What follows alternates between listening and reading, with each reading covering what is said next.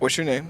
Justin Peterson. It's good to meet you, Justin. Well, it's not meeting you. I say that every time out of habit, but we're well met. Yes, sir. Uh, we you told your story a little bit the first time we sat down with you, but I would like to.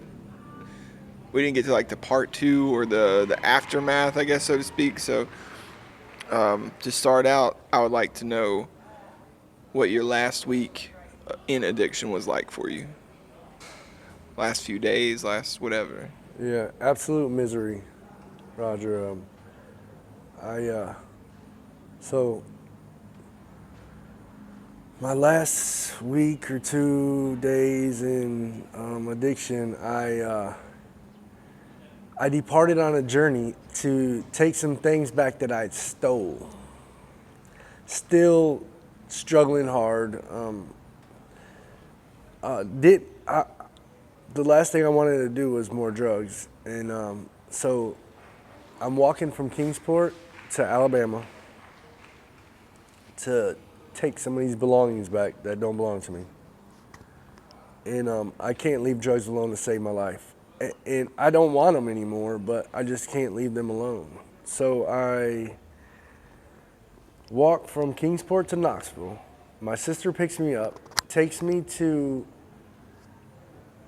Grimsley, Tennessee, which is like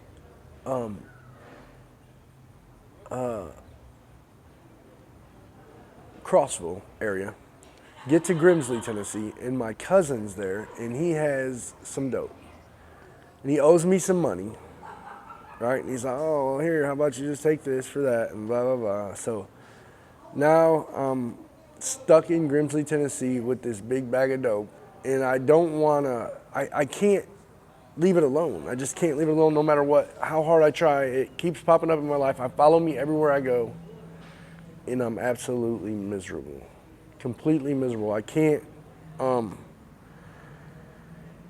get my head out of my ass long enough to take a breath of fresh air, and I continuously put myself through the worst pain, my family, my mother, my poor mother.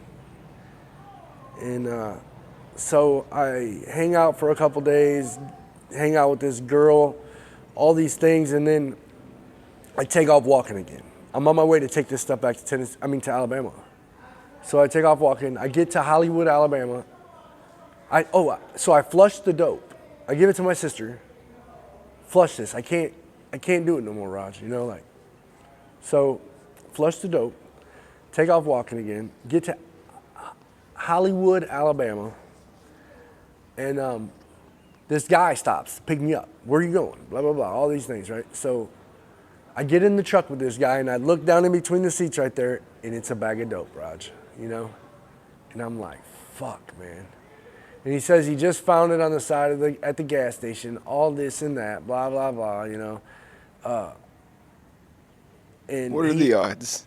yeah, exactly. What are the odds? So I'm absolutely miserable. I can't, like I'm saying, I can't pull my head out of my ass long enough to take a fucking breath of air. And then I follow myself everywhere I go, and this guy just happens to stop, and he's got a bag of dope in between the seats that he found at the gas station parking lot.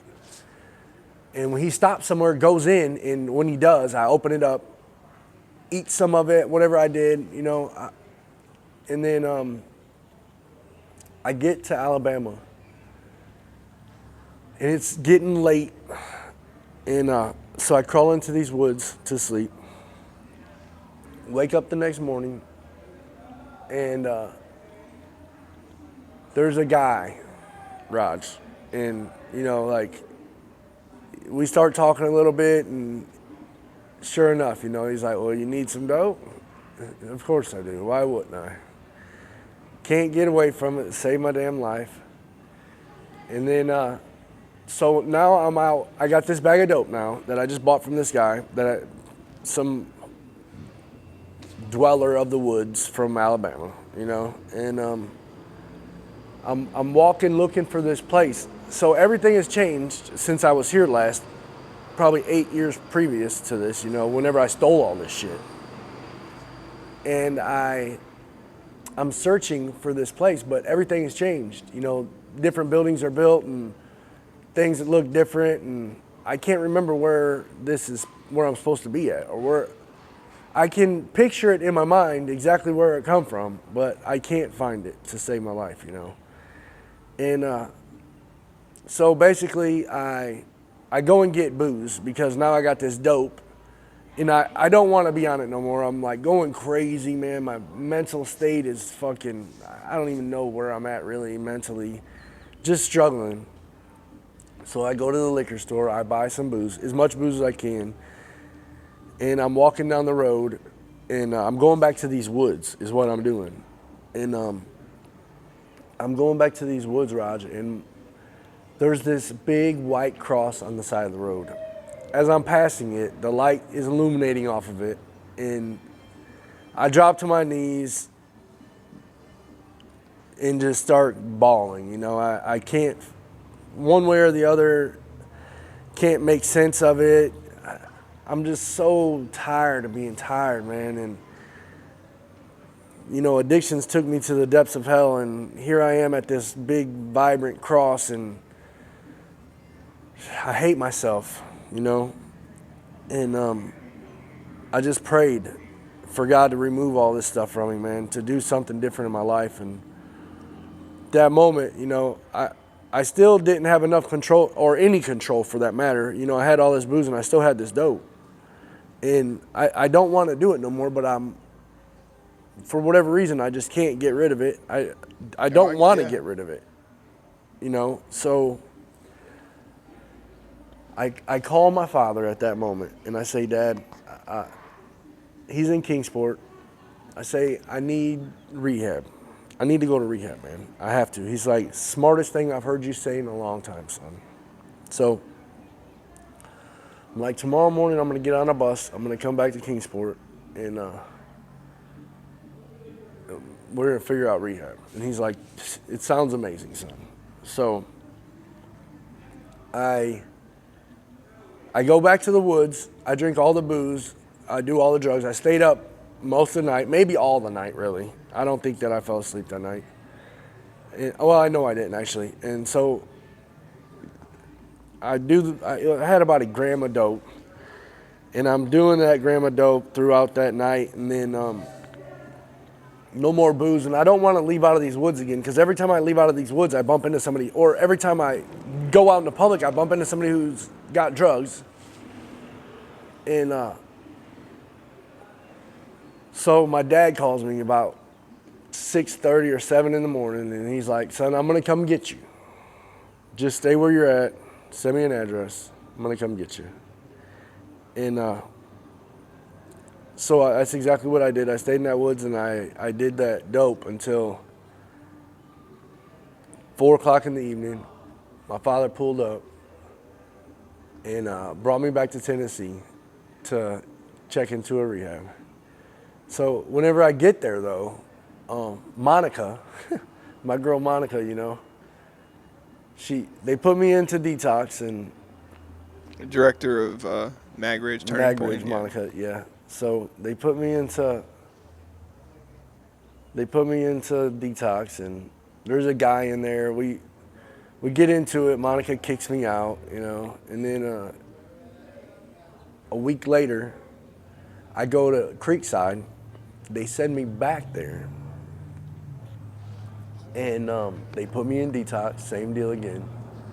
And now I'm cuffing these, they're giving me pills to detox, and I'm cuffing them because one ain't doing nothing for me, you know, like, as bad as I want to leave this alone, I can't figure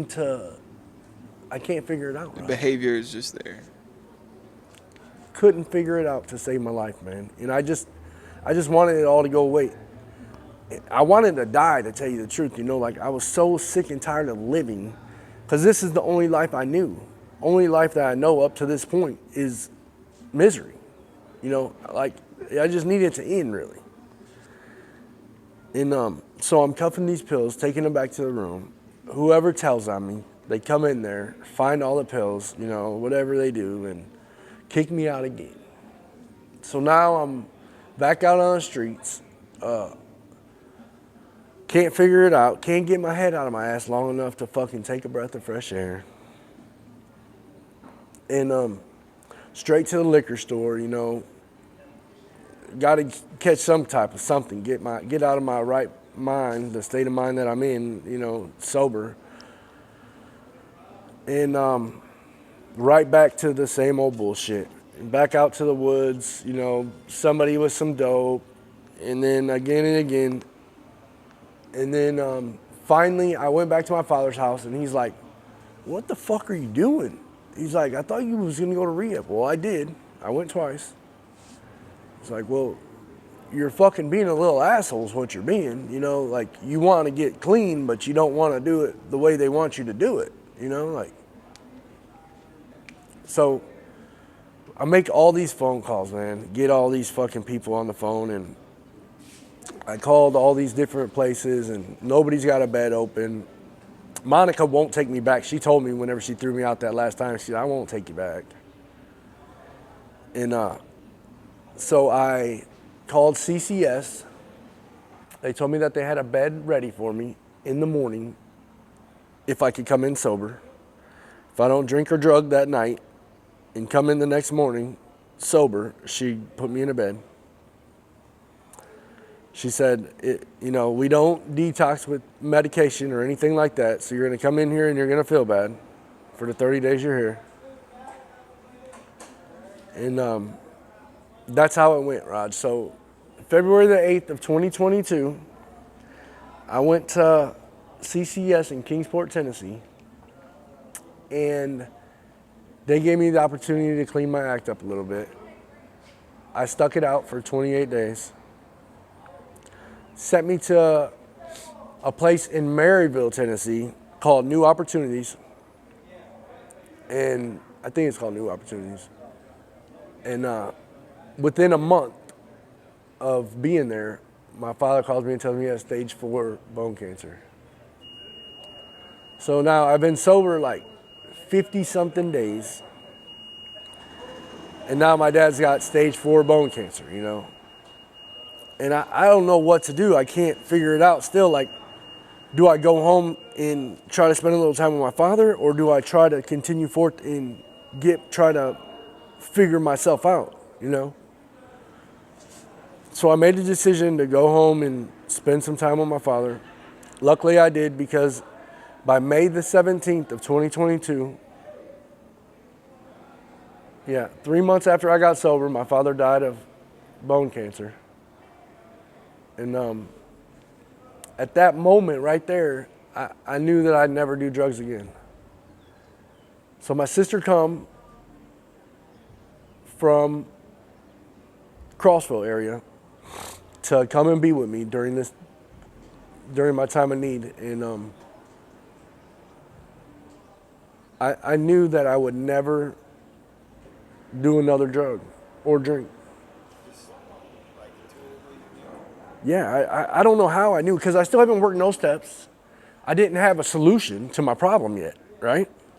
So I wasn't sure exactly how I was going to do it yet, but I knew that it wasn't an option for me to do drugs any longer.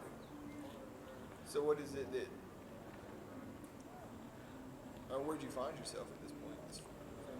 So I found myself with a fucking safe full of my dad's cash and a fucking safe full of drugs.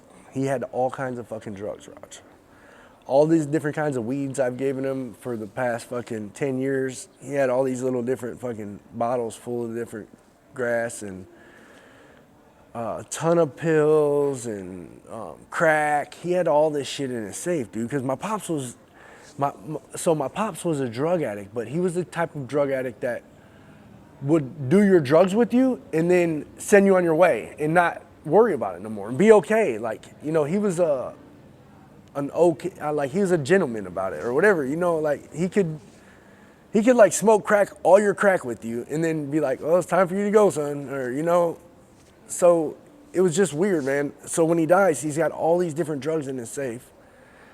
And luckily I was able to, you know, it's like I told you, I don't know what it was or what was happening in my life at this point, but what I knew is that I was sober at this time, you know, so now I'm 90 days clean almost, and I knew that I've never felt better in my entire life, and I knew that I didn't want to put any more drugs in my body because they made me miserable. That's what I knew. And then how'd you find your way to recovery resources?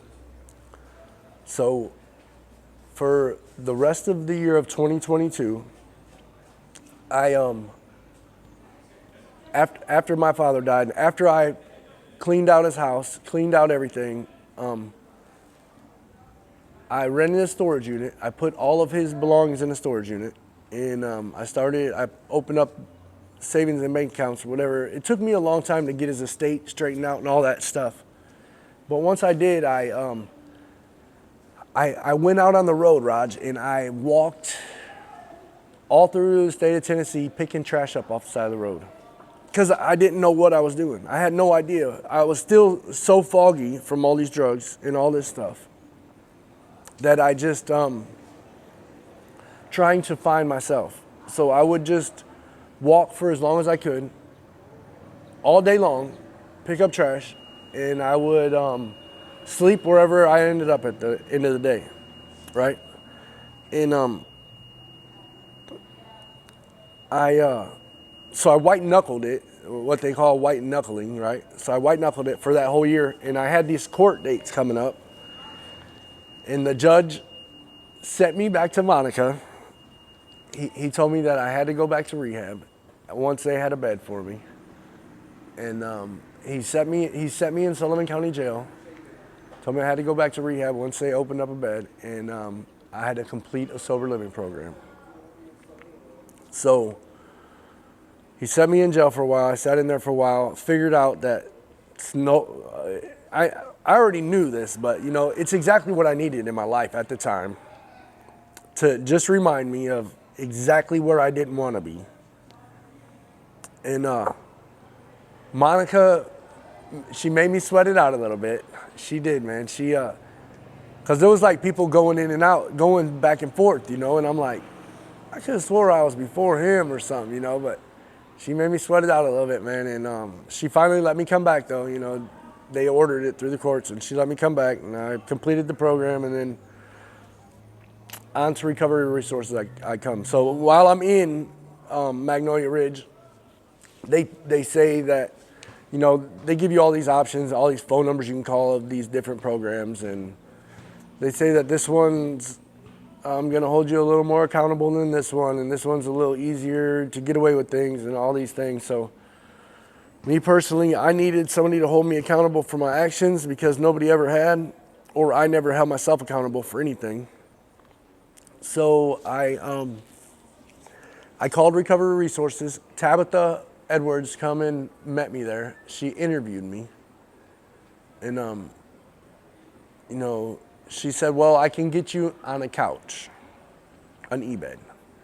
And I'm like, well, that'd be fine. You know, anything will be just fine. And like a couple days later, you know, they come got me, sent me to Lawson House off of Stone Drive in Kingsport. And I've now been there for close to 18 months. I have since worked the 12 steps of Alcoholics Anonymous, and I've started a business. I have been working on my driver's license. So I haven't had a driver's license in 20 years. 3 different states I had to go through to figure it out. So I was suspended from 3 different states, and you know, they don't make it easy on a man. It took me 30 years to create all the carnage and chaos that I did along my path. And I guess 3 years of struggles was a blessing. In comparison to, you know, all the chaos along my path. Yeah. What do you feel like, wow, since having done 12 steps and being involved in the community and like the fellowship of the guys within the house, is there any like lessons you feel like stick out to you? Anything memorable that kind of altered your perception of life in any way?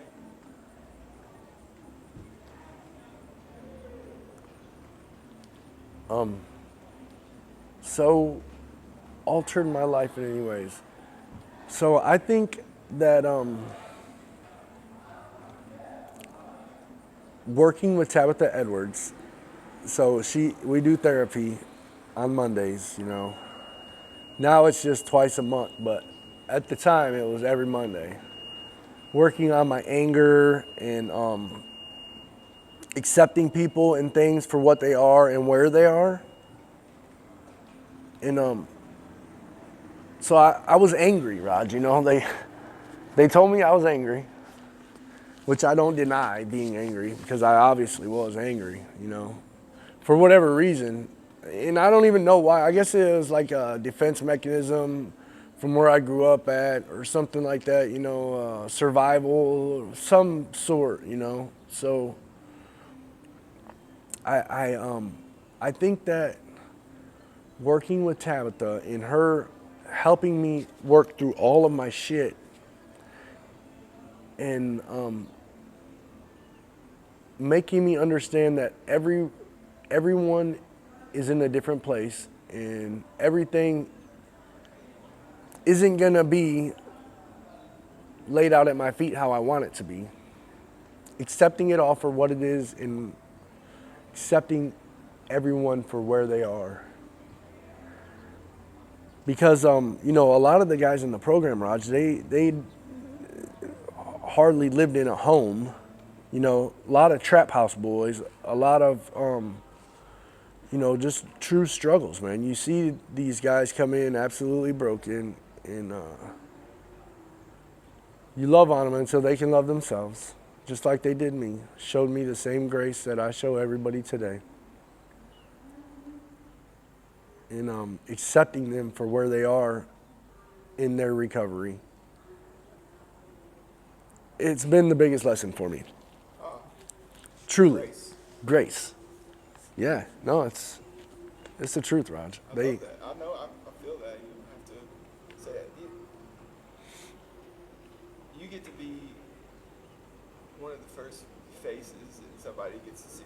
Like you said, when they're broken and they show up and they see your face. So that's a big authority or responsibility that you have over yourself and then other people, that you get to show them some love. And so it sounds like you do what you can, and I see it. And people that don't know you aren't going to know that, but I see the way that you build and take care of your own self and your own heart so that you can project those things out. I see that. Thank you. And I think other people do as well. I'm sure they do. I'm sure they do. What are you most excited about or hopeful for today in your life? So I think that I think having my driver's license back. So right now, Roger, it's crazy to me, you know. So 20 years without a driver's license. And me trying to do the right thing and not break the law, doing all the next right things, you know. So not driving. And I think getting this driver's license back is gonna it's the most exciting thing in my life today, at this moment, you know. But just having a life that stands for something, all of the principles I practiced over these last couple years that the 12 steps teach you, and allow yourself to grow through all of these things. And I think that that's probably the most exciting thing in my life today, really, is just being the guy who I am today, who I've been taught to be. All the people who have poured into me and all the lessons I've learned over these past 18 months or 2 years or whatever it is, and being able to wake up and thank God for another day, and just smiling throughout the day. All of the free things, Roger, you know, the ones that don't cost no money is what I'm most excited for every day. Yeah, no, it's what it is, man. Like, you know, I have all these things in my life today where, you know, I try to, I carry the neighbor's garbage can in every Tuesday morning after the garbage runs. I take her garbage can up to her house. I love on everybody that comes through that door whether I want to or not, it just happens. I smile contagiously, Roger. So the next man that might be feeling down and out sees it and can't help but smile back. And all these things are free, Raj. You don't have to pay a dime for them. You know, I think that that's the most inspirational thing that happened to me. You know, Justin, you might be a decent human being. it might be, Raj. I love you, man. I love you too, brother.